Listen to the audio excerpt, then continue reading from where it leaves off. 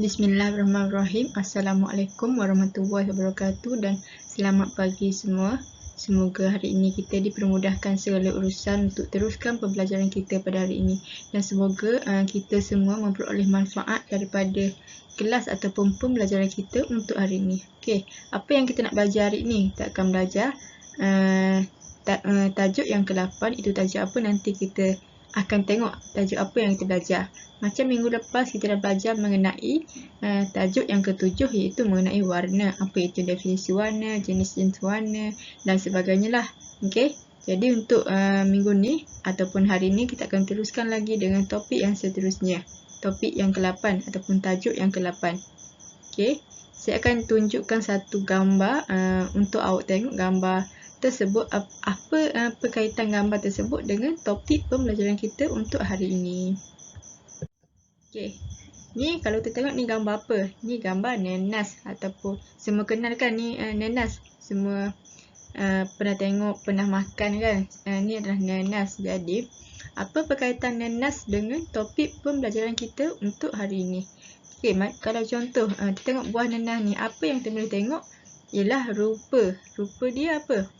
Dia mempunyai elemen rekaan yang sama. Kalau kita tengok mata nenas tu semua hampir sama ataupun sama. Jadi tu kita panggil apa? Apa yang kita nampak tu adalah harmoni.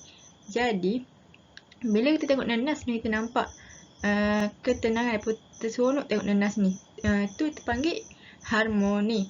Jadi untuk hari ini kita akan belajar mengenai tajuk yang ke-8, iaitu harmoni. Okey, kita akan tengok apa tu definisi harmoni dan sebagainya. Nanti kita akan tengok satu persatu. Okey, jadi hari ini kita akan teruskan pembelajaran kita dengan tajuk yang ke-8, iaitu harmoni. Kita tengok objektif pembelajaran kita hari ini apa. Kita ada 3 objektif, iaitu objektif yang pertama, okey, awak dapat menjelaskan definisi harmoni dengan betul. Yang kedua, awak dapat membezakan ciri-ciri harmoni dengan betul. Dan yang ketiga, awak dapat menyatakan fungsi harmoni dengan jelas. Okey. Jadi untuk pembelajaran kita hari ini, awak akan dapat 3 benda ni lah. Awak akan dapat menjelaskan definisi harmoni, membezakan ciri-ciri harmoni dan menyatakan fungsi harmoni dengan jelas. Okey. Kita tengok apa tu definisi harmoni. Okey. Prinsip harmoni ni dia berkait rapat dengan penyatuan objek ataupun elemen-elemen rekaan yang sama dalam sesebuah gubahan secara tersusun, teratur dan bersesuaian. Okey, manakala unsur jalinan atau rupa yang sama ialah contoh prinsip harmoni dalam elemen rekaan. Okey, gabungan unsur-unsur tersebut boleh mewujudkan gubahan yang menyenangkan dari segi tampak dan menimbulkan kesan keindahan, keselesaan dan keseimbangan serta ketenangan. Contohnya buah nenas tadilah. Kalau kita tengok buah nenas tu dia mempunyai elemen rekaan yang sama. Kalau kita tengok mata nenas tu dia sama, setiap satu tu dia sama ataupun hampir sama. Jadi dia membawa prinsip harmoni. Kalau kita tengok lama-lama kita akan rasa seronok. Okay, tu maknanya dia boleh memberikan ketenangan kepada kita bila kita tengok tu lah. Okey. Tu untuk definisi harmoni. Jadi kita tengok ciri-ciri harmoni. Ciri-ciri harmoni yang jelas mampu menghasilkan kesatuan apabila penyusunan unsur-unsur rupa dan bentuk menghala ke arah yang sama. Prinsip harmoni tidak akan wujud sekiranya terdapat unsur yang bercanggah dalam sesebuah gubahan. Kita tengok ciri-ciri harmoni dalam alam semula jadi. Okey, kita tengok gambar yang pertama, gambar bunga. Dalam gambar bunga ni kita boleh nampak apa? Prinsip harmoni dari segi warna, bentuk dan juga jalinan. Kalau kita tengok gambar bunga ni, kita boleh nampak harmoni dari segi apa? Warna, bentuk dan juga jalinan. Kalau kita tengok gambar bunga ni, dia akan boleh berikan kesan harmoni kepada kita lah. Tengok warna dia seakan semua warna ungu sama kan. Dan jalinan kelopak bunga tu pun sama. Okey, tu kita panggil harmoni. Kita tengok pula untuk alam semula jadi yang kedua. Gambar apa? Gambar rama-rama dan juga bunga. Okey.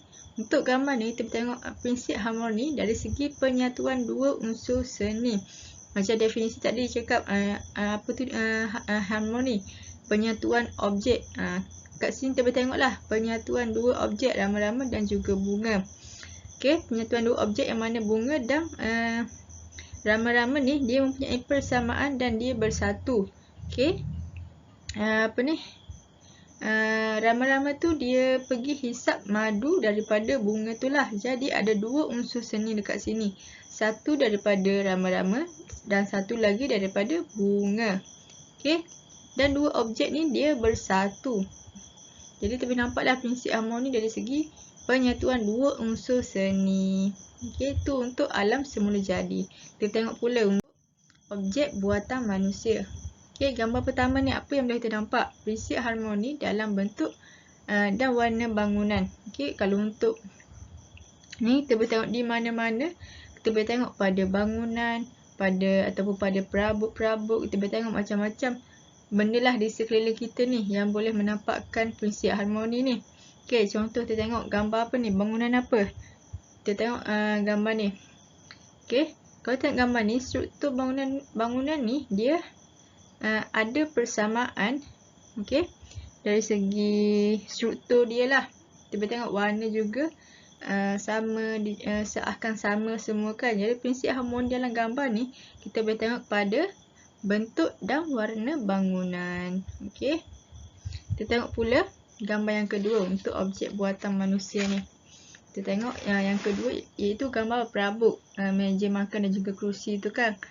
Dekat sini kita boleh nampak apa? Prinsip harmoni dalam susunan perabot. Maknanya kita perabot meja makan kan. Meja makan ni susunan perabot tu dia menghala ke satu arah. Maknanya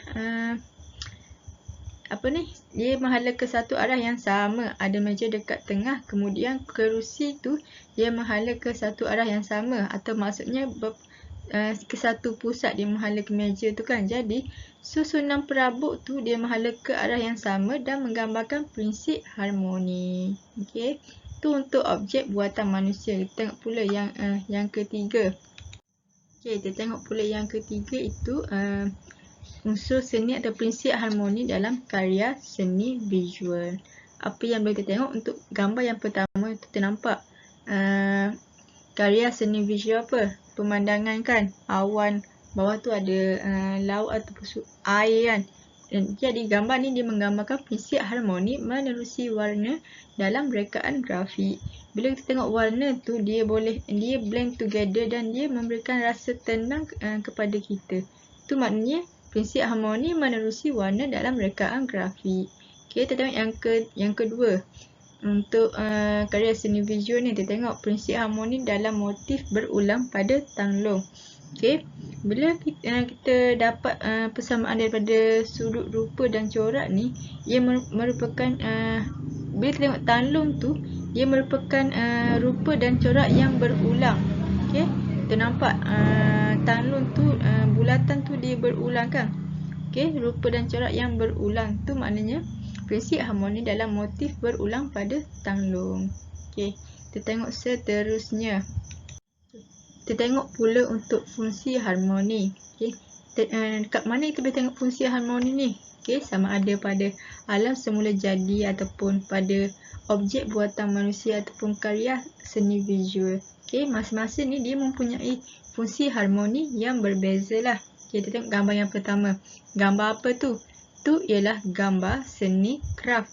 Okay, gambar ni menunjukkan prinsip harmoni pada gabungan seni kraft dan seni halus yang mewujudkan nilai estetik. Apa maksud nilai estetik tu? Okay, sesuatu karya tu dia menjadi lebih bernilai tinggi walaupun karya tu diperbuat daripada tisu.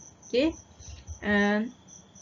bila sesuatu karya tu dia mewujudkan prinsip harmoni, dia akan dia akan menimbulkan rasa ketenangan pada diri kita lah. Bila kita tengok karya tu, kita akan rasa seronok, tenang kan. Tu mewujudkan, tu adalah prinsip harmoni pada gabungan seni kraft. Kita tengok pula gambar yang kedua, tu ialah gambar tekatan ataupun sulaman lah. Okay, gambar ni menunjukkan prinsip harmoni pada seni tekatan, mewujudkan keseimbangan menerusi gabungan motif warna dan susunan gubahan. Okey, kita dapat tengok harmoni Dia memberi keseimbangan melalui gabungan. Gabungan apa? Corak tu kan. Digabung semua, dia akan mewujudkan keseimbangan menerusi gabungan motif. Okey, kita tengok gambar yang ketiga. Okey, prinsip harmoni wujud dalam karya cetakan benang menerusi gabungan hal benda yang berkaitan. Kita tengok dia adalah benda yang berkaitan, benda yang hampir sama yang saling berkait dalam suatu lukisan tu lah.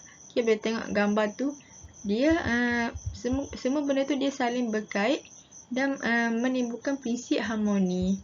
Okay, kita tengok pula yang seterusnya apa.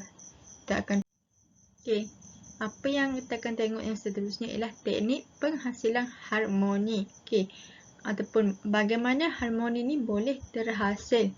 Okay, prinsip harmoni boleh diwujudkan dalam karya berbentuk 2 dimensi ataupun 3 dimensi. Kita tengok gambar yang pertama tu.